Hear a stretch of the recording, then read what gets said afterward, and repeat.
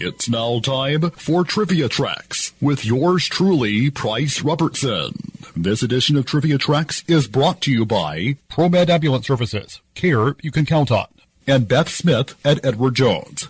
Edward Jones, making sense of investing, member SIPC.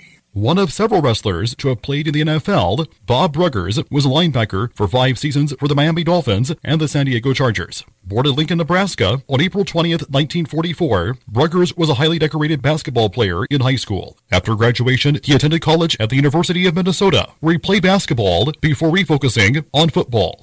After his football career ended, Bruggers was introduced to professional wrestling by Wahoo McDaniel, a fellow ex-Dolphin. He was trained by Vern Gagne and Billy Robinson, making his debut in 1972 for Gagne's AWA.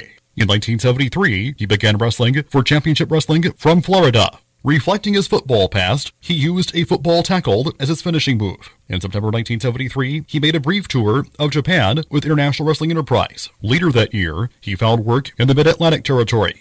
In 1974, he teamed up with Paul Jones, defeating the Andersons to win the NWA Mid-Atlantic Tag Team Championship. Bruggers and Jones held the championship until July 1974, when they were defeated by Ric Flair and Rip Hawk. Bruggers' career came to an abrupt end on October 4th, 1975, when he needed to drive from his home in Kingstree, South Carolina, to Wilmington, North Carolina, for an event. Promoter Jim Crockett Jr., who was ill with influenza, invited him to instead take his place on a Cessna 310 that he had chartered. Bruggers took a seat on the plane along with Crockett's brother David and fellow wrestlers Ric Flair, Johnny Valentine, and Tim Woods. Shortly before reaching its destination, the plane ran out of fuel and crashed. Mike Farkas, the pilot, sustained ultimately fatal injuries, and all 5 passengers were injured, with Bruggers suffering spinal fractures and a broken ankle. After having steel rods inserted into his spinal column, Bruggers was able to walk out of the hospital 3 weeks after the crash, but decided not to return to wrestling. He then relocated to West Palm Beach, Florida, where in 1978 he opened a bar using an insurance settlement he had received after the crash. He was inducted into the University of Minnesota's M Club Hall of Fame in 2002 in recognition of his accomplishments as both a basketball and football player.